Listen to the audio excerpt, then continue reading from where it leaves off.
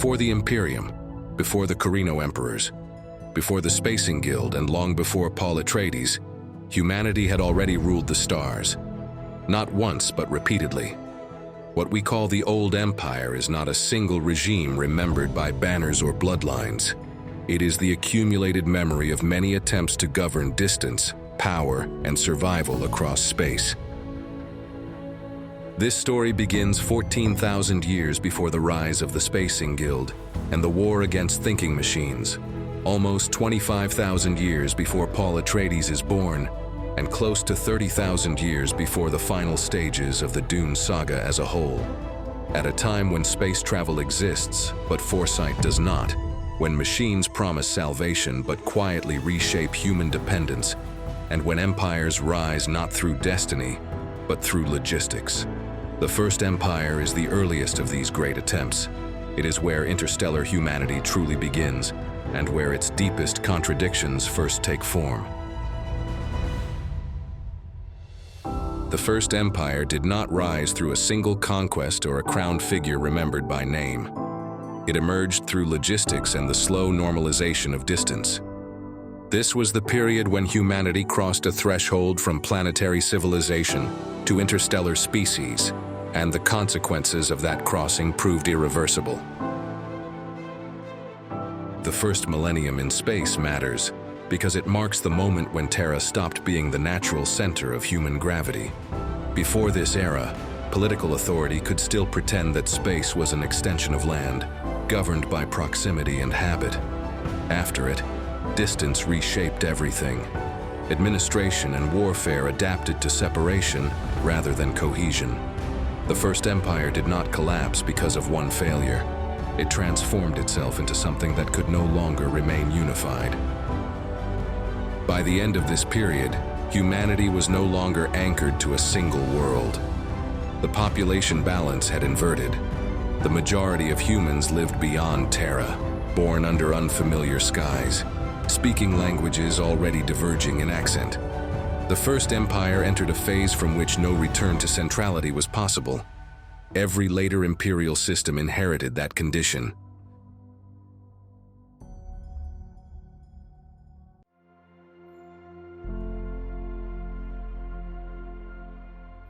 The little diaspora began without ceremony. It was not announced as an age or framed as a destiny. Its roots lay earlier, in a Terra that had reached the limits of manageability rather than survival. Population concentration strained governance and infrastructure, while ecological regulation demanded increasingly complex intervention. Life on Earth remained viable, yet it grew administratively dense and socially constrained. For many, departure promised not escape but margin. Technological conditions made that margin attainable.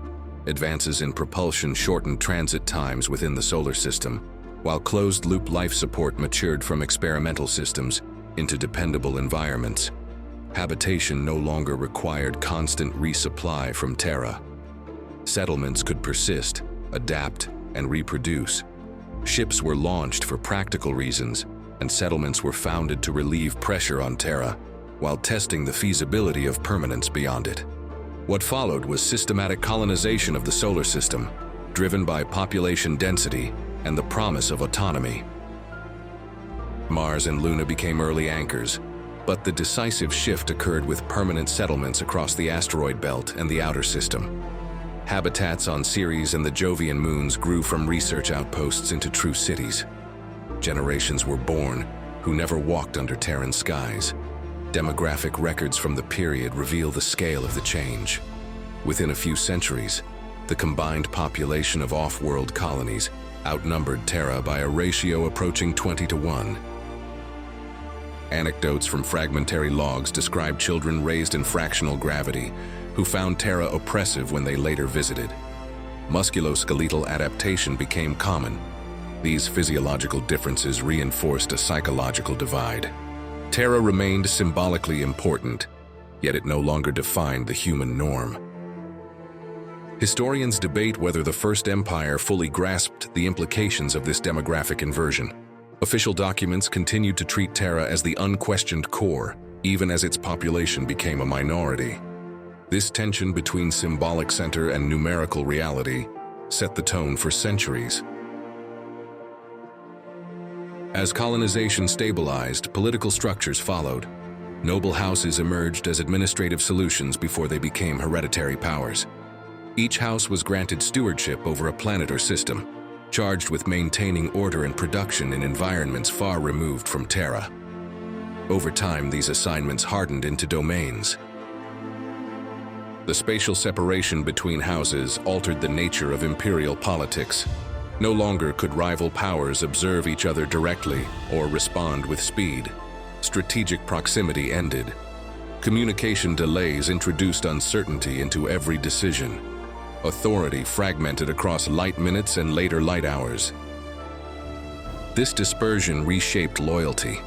A house's primary obligation shifted toward its own planetary population, whose survival depended on local governance. Imperial authority became abstract, represented by decrees that arrived late and often poorly adapted to local conditions. Power existed everywhere and nowhere at once. Some later myths describe this era as harmonious, a time when houses cooperated under a benevolent imperial umbrella. Surviving correspondence suggests something more cautious. Alliances formed through necessity and dissolved through distance. Trust eroded quietly, replaced by protocols.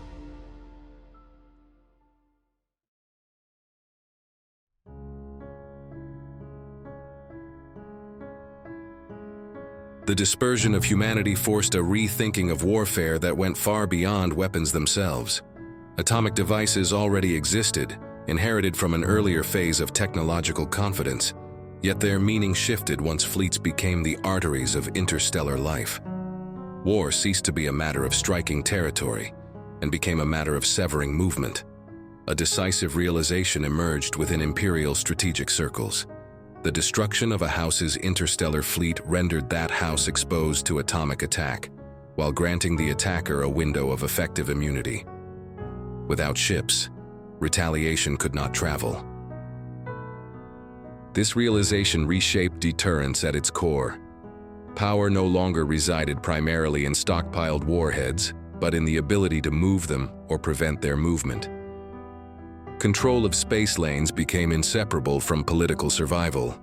Fleets turned into extensions of sovereignty rather than instruments deployed episodically. Their continuous presence signaled legitimacy as much as strength. What later historians would label imperial war colleges already existed in embryonic form during this period.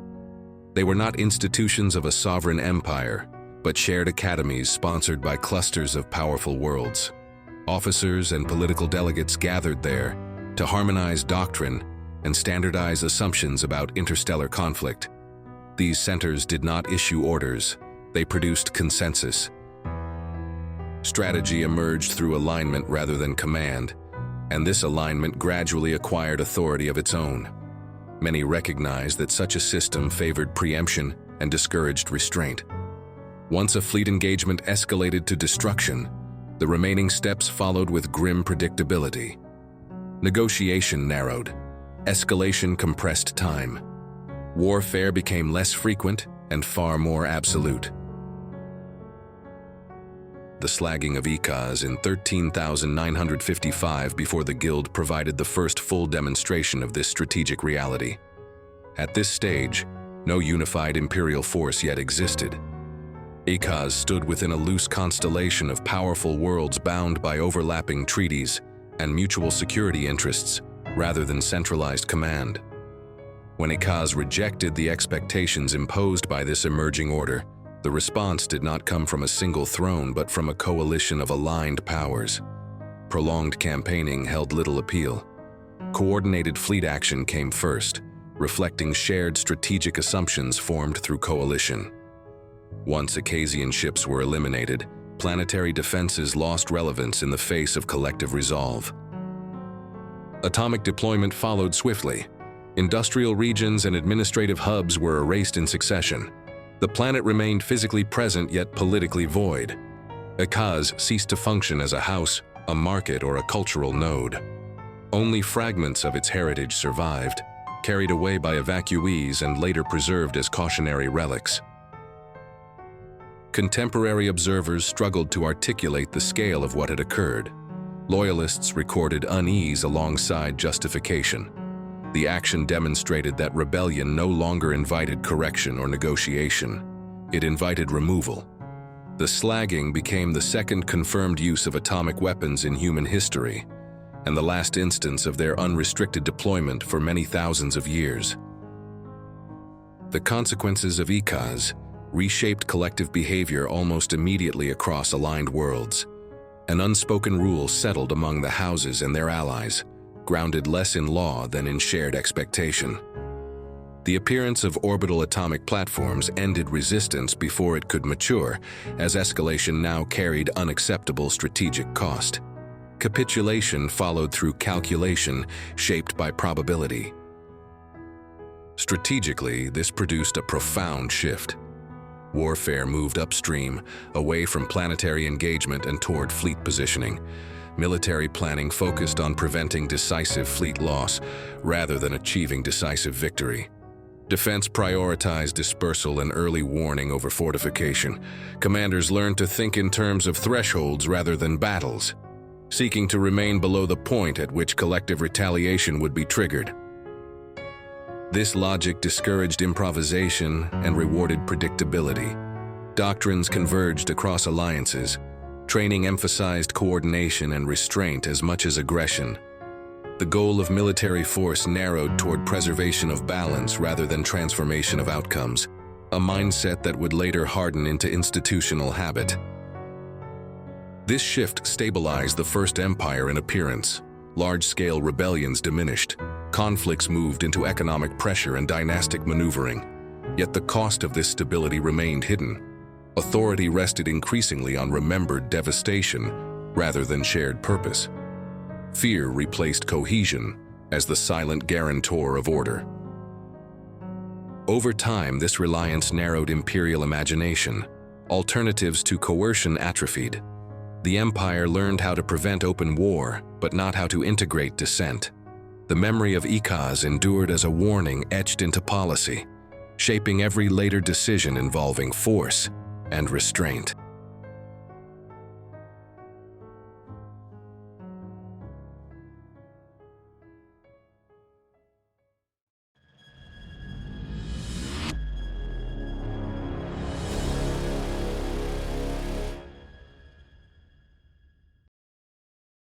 In 13,402 before the Guild, the belief that Terra stood outside the risks facing younger worlds collapsed when a planetoid struck the planet. The event unfolded over hours, yet its consequences extended across decades. Atmospheric disturbances disrupted climate systems already tightly regulated by human intervention. Coastal infrastructures failed, orbital logistics stalled, and planetary administration struggled to coordinate response at scale.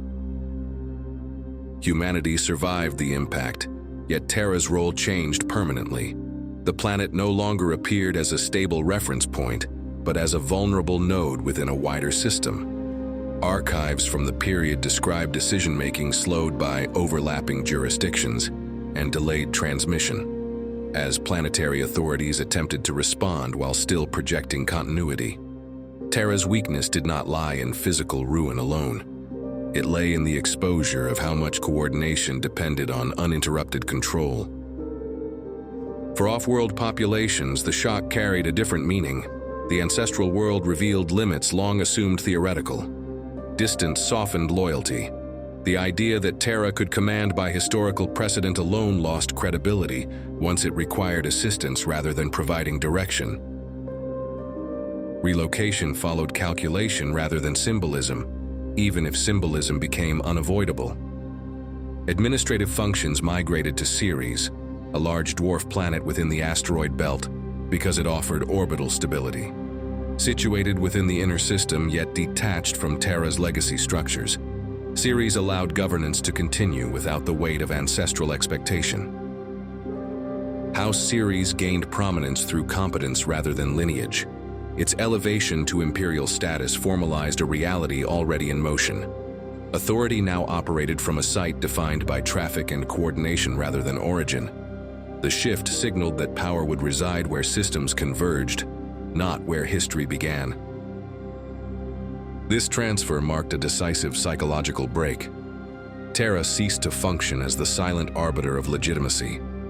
Orders issued from Ceres carried weight because they aligned with operational necessity. The center of gravity moved from memory toward management.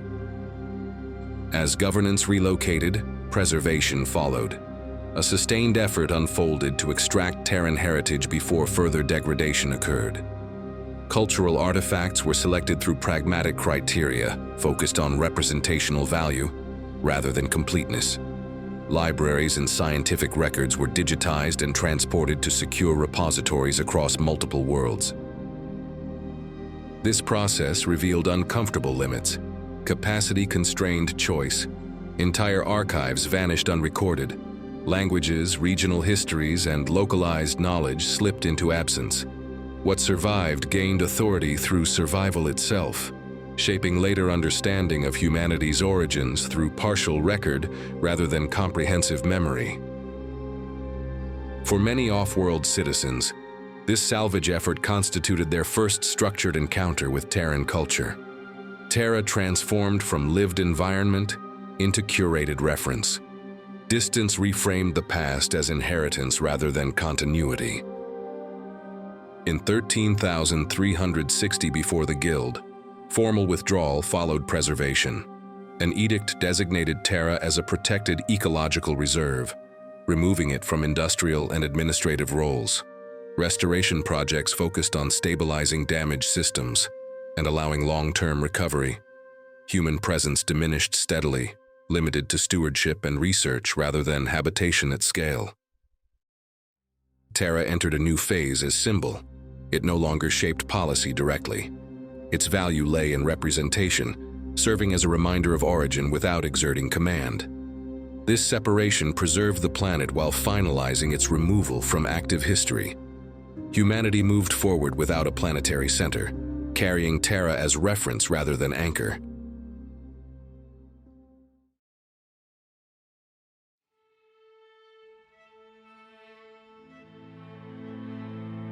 In 13,004 before the Guild, the Verifax Mark II emerged as one of the most sophisticated computational systems produced during the First Empire.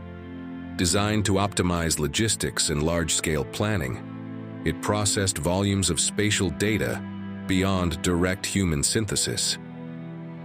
During simulations involving suspensor fields, the system identified recurring anomalies that existing models treated as error margins.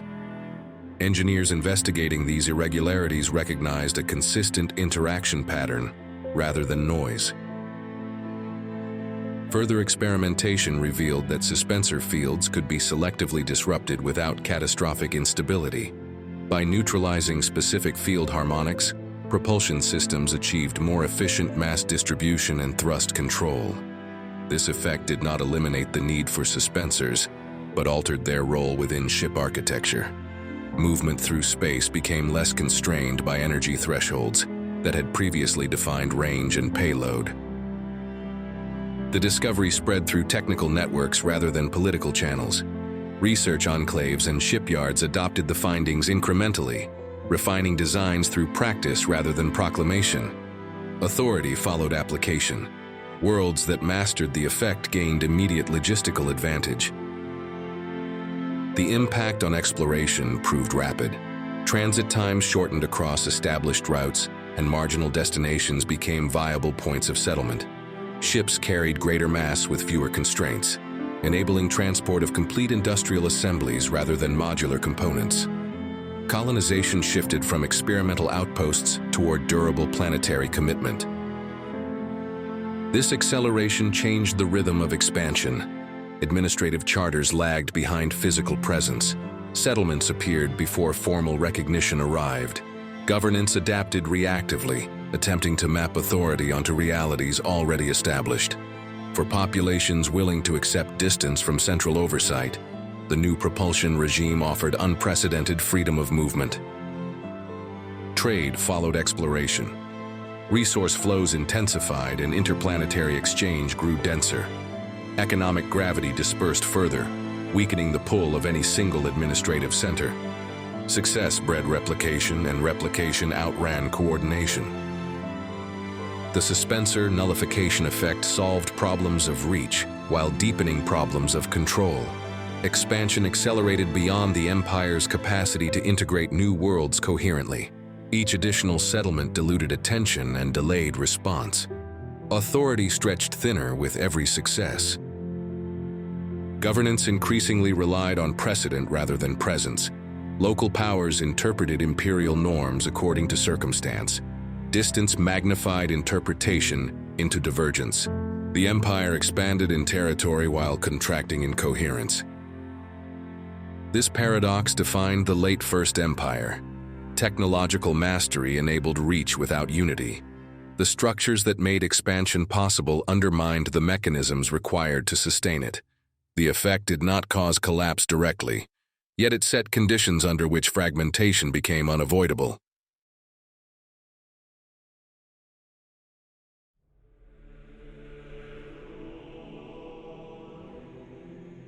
The acceleration unleashed during the previous centuries exposed limits that no reform could reverse. Expansion had outpaced coherence. By the late phase of the First Empire, governance functioned through inertia rather than intention. Authority persisted as habit, sustained by precedent rather than effective reach. Distances now exceeded communication capacity in decisive ways. Messages required spans of time incompatible with crisis response. Decisions arrived stripped of relevance, addressing conditions that had already shifted.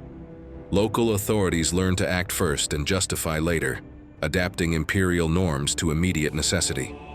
Coordination survived only where interests already aligned. This communication lag reshaped political behavior. Central directives lost urgency. Compliance became selective and situational. Worlds that could operate autonomously did so, while those dependent on interstellar exchange negotiated power through leverage rather than loyalty. The Empire continued to exist as a reference frame, yet its presence thinned into abstraction. Ceres embodied this contradiction. As the administrative center, it issued policies that rarely arrived in time to matter. Its authority depended on acknowledgement rather than enforcement. Over time, legitimacy eroded quietly. Governance narrowed toward maintenance, focusing on preserving continuity rather than addressing divergence. The Empire learned how to endure delay while losing the capacity to correct itself. By 11,105 before the Guild, this erosion reached its limit. Tensions accumulated within Ceres itself, where administrative power no longer matched material influence. A rebellion emerged not as an external invasion but as an internal rupture. Infrastructure failed under contested control. The imperial seat was destroyed. The collapse carried no single victor. Central authority vanished because nothing remained capable of sustaining it. What followed was a brief and violent interlude remembered as the Age of Pretenders, spanning the 5 years from 11,005 to 11,000 before the Guild. During this interval, authority fragmented into dozens of competing claims. Former imperial administrators, powerful houses, and planetary coalitions asserted continuity where none could be enforced. Control shifted rapidly, often resting on proximity to fleets or access to logistical hubs rather than recognized legitimacy. Interstellar society contracted into smaller political units as worlds prioritized immediate security. Borders hardened quickly, defined by patrol range and supply reliability. Agreements formed and dissolved within months. No figure or institution succeeded in imposing durable hierarchy. These 5 years did not restore order. They exhausted the remaining illusion that a single center could be reconstructed from precedent alone. By 11,000 before the Guild, this unresolved fragmentation settled into a longer pattern, opening the age of 10,000 emperors. The First Empire ended through disintegration, leaving behind structures without center and legitimacy without command.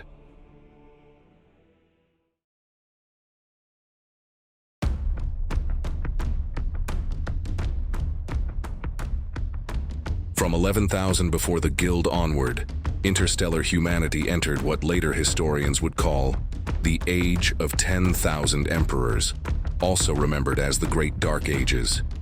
This was not an era defined by absence of power, but by its overabundance. Authority fractured into innumerable local sovereignties, each asserting continuity with the fallen First Empire, while lacking the means to impose order beyond limited reach. Former imperial provinces hardened into independent states. Planetary rulers claimed imperial titles with little coordination or recognition. Some governed entire systems, others controlled a single world or even a strategic orbit. Power depended on fleets and the ability to secure supply rather than inherited legitimacy. Over time, imperial symbolism survived as language and ceremony, while substance varied wildly.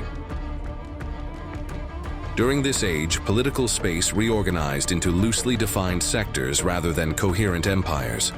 Groups of nearby systems aligned around trade corridors, forming regional blocks with limited coordination beyond their immediate sphere. Within each sector, authority often fragmented further. Multiple claimants adopted imperial titles simultaneously, ruling in parallel across distant worlds without direct confrontation, separated by distance rather than hierarchy. These emperors rarely sought universal control. Power expressed itself through control of interstellar circulation within each sector. Conflict emerged less from ideological rivalry than from overlapping claims at the margins between sectors. Communication delays amplified fragmentation, allowing contradictory sovereignties to persist without resolution. Governance adapted to this condition, emphasizing local stability and resource control, while accepting that no single authority could speak for humanity as a whole. Several events punctuated this long period. In 7,600 before the Guild, the Thinkers' Rebellion erupted against Emperor Niue, revealing continued reliance on advanced computational systems despite growing suspicion toward machine authority. Shortly afterward, in 7,593 before the Guild, Ibrahim von Holtzmann was born, a figure whose later work would reshape interstellar history. Despite these developments, no durable unification emerged. The Age of 10,000 Emperors endured for millennia, far longer than any centralized empire before it. What appeared as chaos from a distance functioned as a controlled equilibrium. Thousands of emperors ruled simultaneously across sectors, containing instability through mutual limitation rather than coordination. Large-scale systemic collapse never occurred. Crises remained local, absorbed by the fragmentation itself. The designation of this era as a Dark Age emerged much later, during the Carino Imperium, nearly 10,000 years afterward. That label served less as description than justification. By framing prolonged decentralization as failure, later emperors reinforced the necessity of centralized authority. In practice, the Age of 10,000 Emperors demonstrated that humanity could survive extended disorder without disintegration, governed by distance, balance, and the containment of ambition. The long equilibrium of fragmentation ended when Holtzmann revealed his early theories on what would later be called the Holtzmann effect to 6 nearby inhabited systems. At this stage, the effect remained theoretical and unstable, offering promise rather than operational capability. Experiments demonstrated limited signaling phenomena and localized interactions under controlled conditions, hinting at a future collapse of distance, without yet enabling true interstellar traversal or reliable instantaneous communication. These partial results unsettled existing political limits by introducing the expectation of convergence long before it became technically viable. The response proved immediate and violent. The conflict is often attributed to the emergence of Holtzmann theory, yet the technology functioned more as a trigger than a cause. After millennia of dispersed authority, political pressure had accumulated across sectors. Alliances were already forming, hardened by proximity and mutual suspicion. Any credible pretext carried the potential to ignite large-scale confrontation. Once violence began, worlds sought advantage before rivals could adapt. Alliances formed rapidly, then fractured as ambitions diverged. The wars of reunification spread across inhabited space as prolonged and ferocious struggles rather than a single campaign. No unified objective guided them. Supremacy and survival merged into a continuous state of conflict. Warfare escalated to a scale that overwhelmed any individual influence. Entire armadas numbering in the thousands of vessels clashed across contested corridors, battles unfolding over weeks as fleets maneuvered for position rather than decisive strikes. Planetary orbits became zones of attrition. Some worlds were shattered through sustained bombardment or rendered uninhabitable when supply networks collapsed under siege. The destruction exceeded what later chronicles would fully preserve. In magnitude and duration, the conflict rivaled what would later be remembered as the Butlerian Jihad, though it lacked a single enemy or unifying cause. Vast regions were reordered through exhaustion, with surviving powers absorbing the remnants of those unable to sustain prolonged war. The wars concluded in 5022 before the Guild, when Ladislaus the Great succeeded in uniting humanity into a single political structure, the Empire of 10,000 Worlds. This achievement did not erase fragmentation's legacy. It imposed order through exhaustion and convergence rather than shared vision. Nevertheless, it marked the end of the Great Dark Ages and opened the First Golden Age. The Age of 10,000 Emperors thus served as a crucible. It transformed humanity's relationship with power, distance, and technology, setting conditions that every later empire would inherit.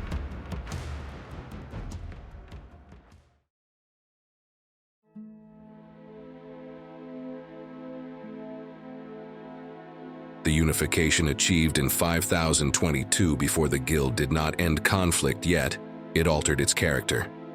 After centuries of fragmentation and prolonged war, humanity entered a period remembered as the First Golden Age.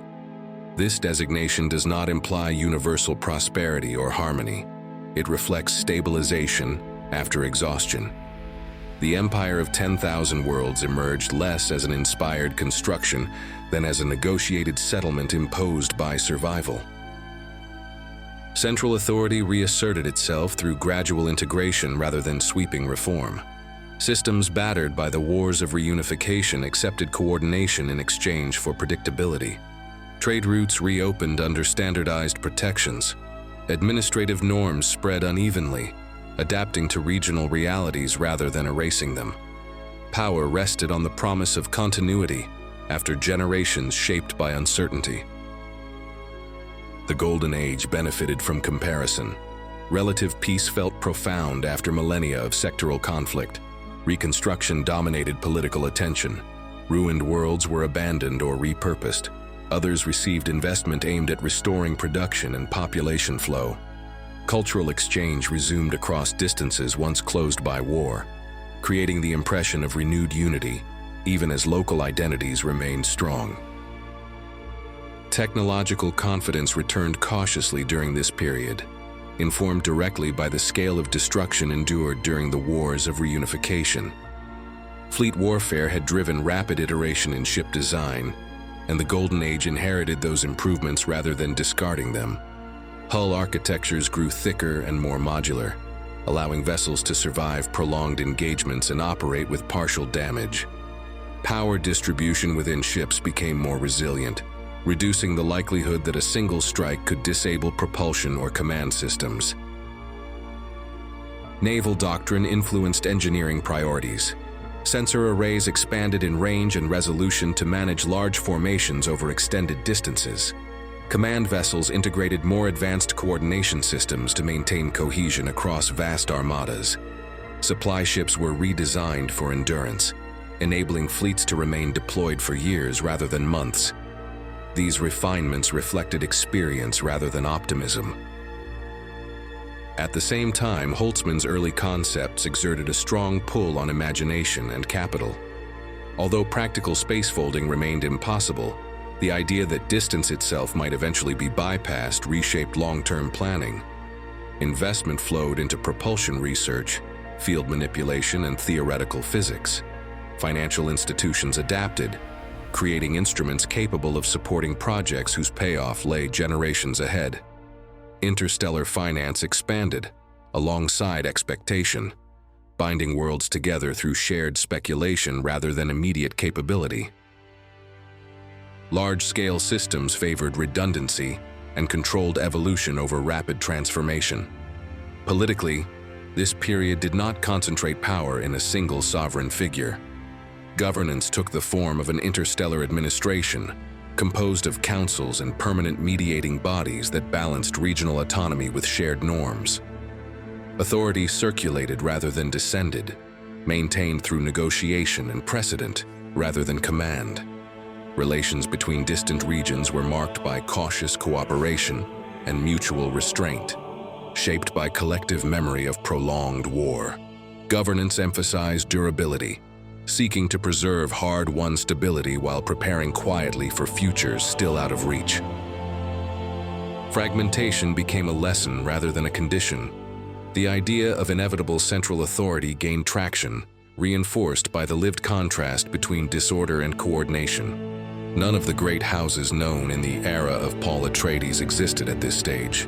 Yet within this interstellar administration, families and institutions that controlled key commercial arteries and military assets began to entrench themselves across generations. These lineages did not yet claim galactic primacy, but they formed the early foundations from which several future great houses would later emerge. The first Golden Age did not resolve humanity's structural tensions. It postponed them. Stability returned through consolidation and fatigue, leaving unresolved questions that would resurface in later cycles. This age endured until 3678 before the Guild, when a new systemic crisis emerged. The Silicon Plague spread through interlinked infrastructures, undermining trust in technological foundations and signaling the end of stability. Its impact marked the transition into a new period remembered as the Little Dark Ages.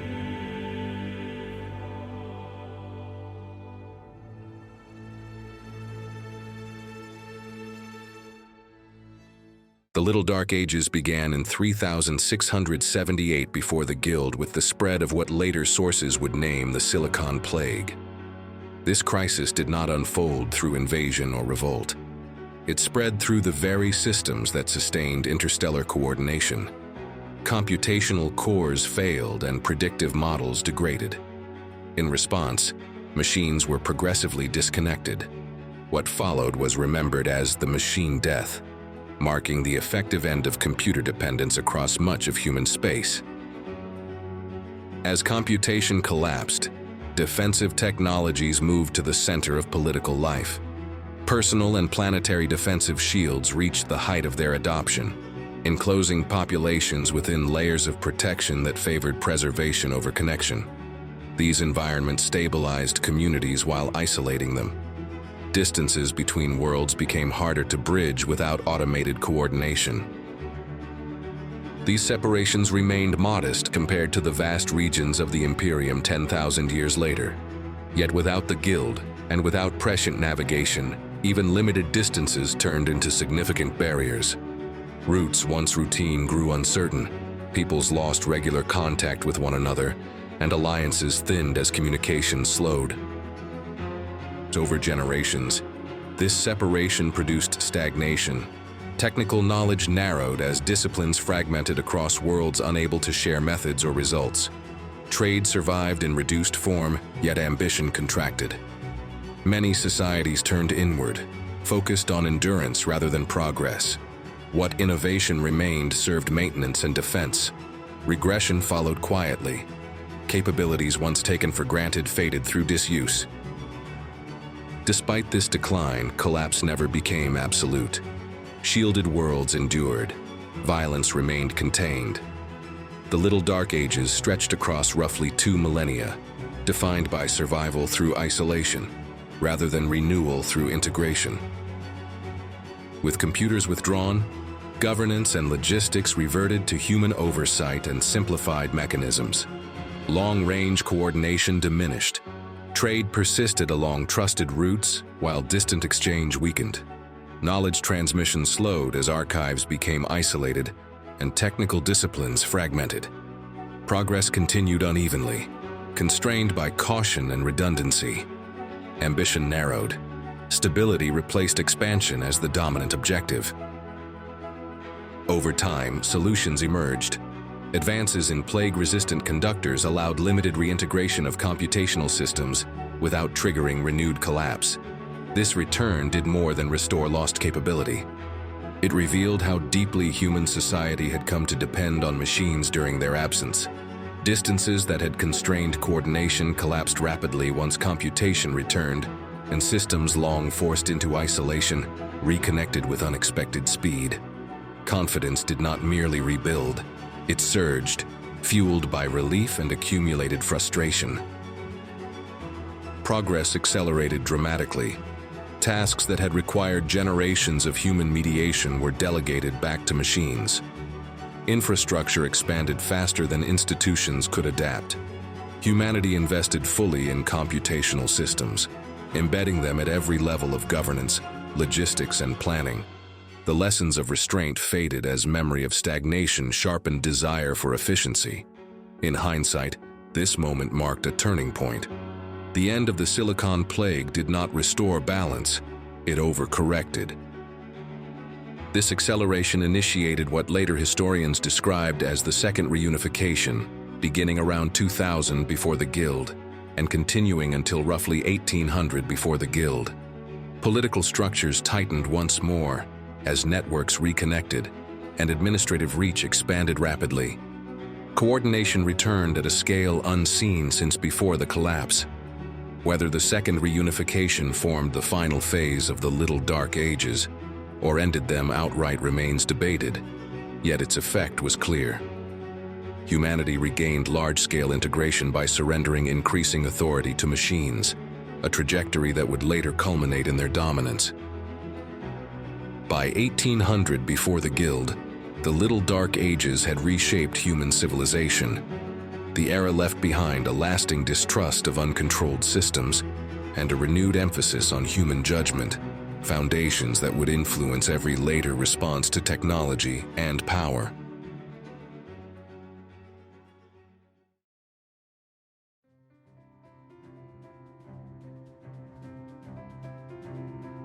The period that followed the Second Reunification came to be remembered as the Second Golden Age, a prosperous yet elusive era that unfolded under a renewed common empire.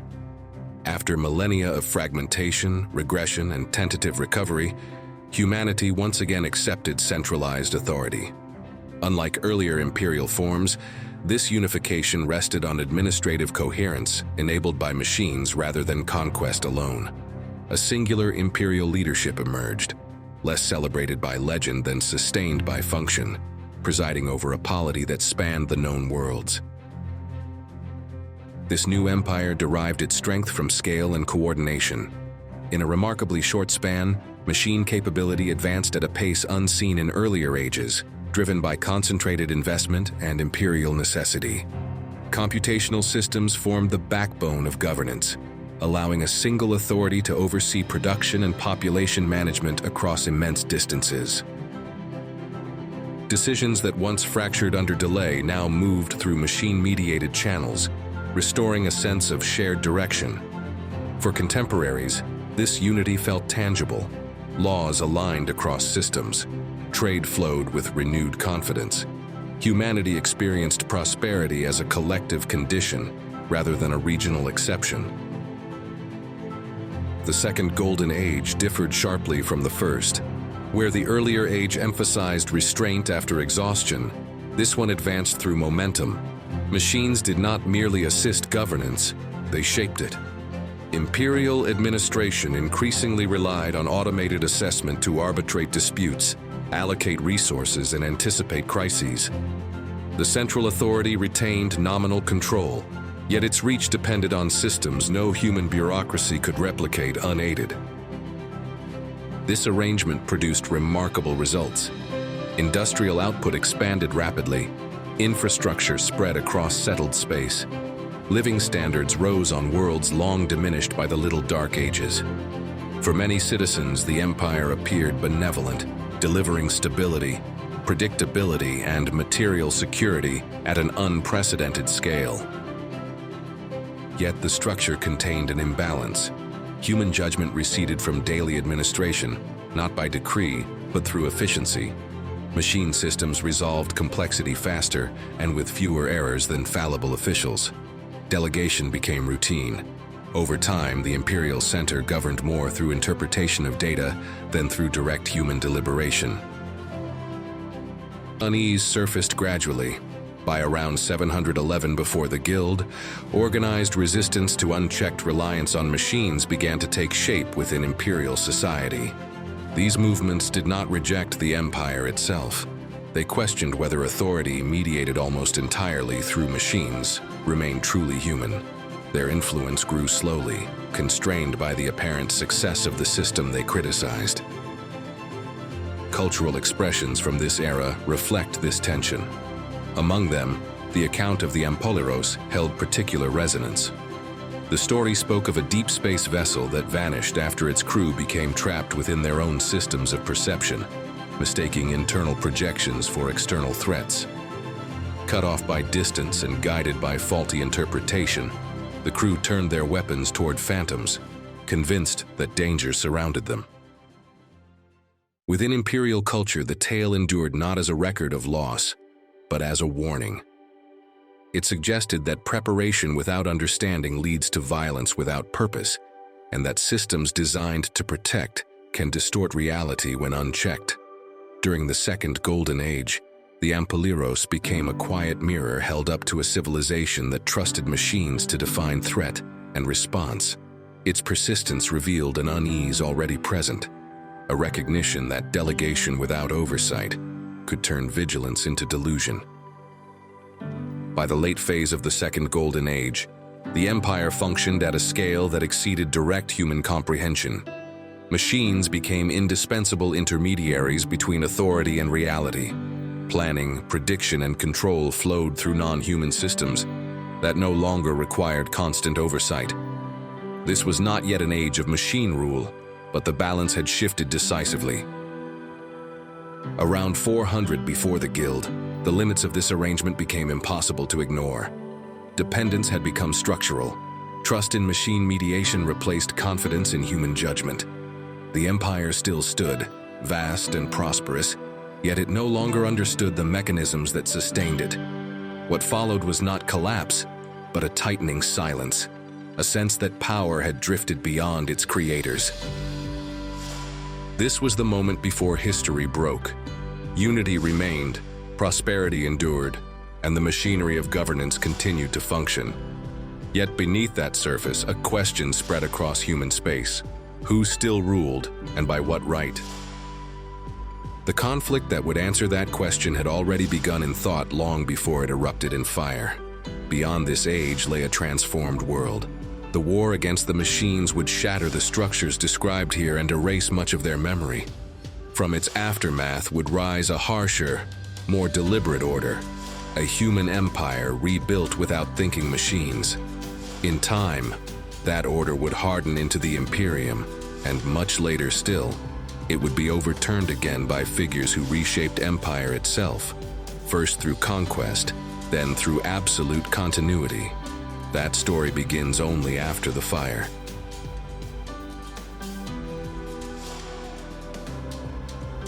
The Old Empire was humanity's first great journey into scale.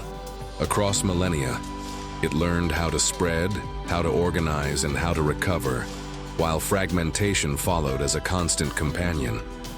Each age answered the wounds of the previous one, even as it shaped the conditions of what came next. Seen as a whole, this was humanity's first space odyssey. Power expanded outward faster than comprehension could follow. Distance reshaped loyalty. Machines rose from tools into intermediaries between intention and consequence. Through prosperity and collapse, through caution and excess, humanity learned how vast it could become before losing sight of itself. Beyond this long odyssey waits another story, one forged in fire and prohibition. The war against the machines will redefine what it means to rule and to endure as a species. That war has already been told elsewhere. What matters here is that it was born from everything that came before.